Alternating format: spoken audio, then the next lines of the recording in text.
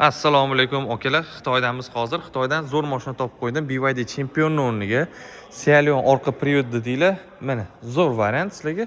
Buyuk Y5 mashinasi.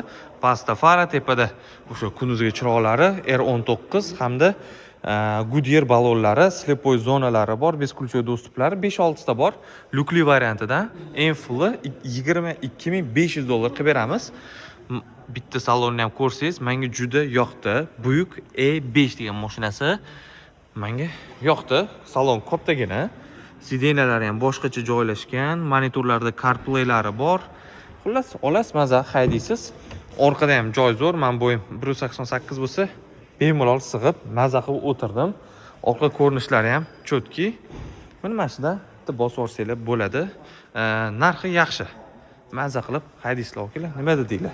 Bagajlari ham elektronniy ochilib, yopiladi. Menga yoqdi bu mashina. Chempionlarning o'rniga zo'r bo'lsa kerak. Endi buyuk bilasizlar, bu Amerikanka deb baribir. Amerikani brendi, sifat baribir boshqacha bo'ladi. O'zingizlar o'tirib haydasanglar ham maza qilasizlar. Akustika sistemasi Bose bo'ladi, fullida 10 ta bo'ladi. Luklari ham bo'ladi.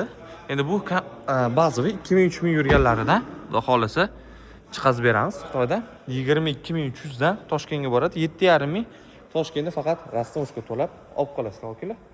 Kim kerak bo'lsa, bemalol aloqaga chiqaveringlar. Xudo xolasa hal qilib beramiz. Avtosalonda mana Xitoyda yurimiz.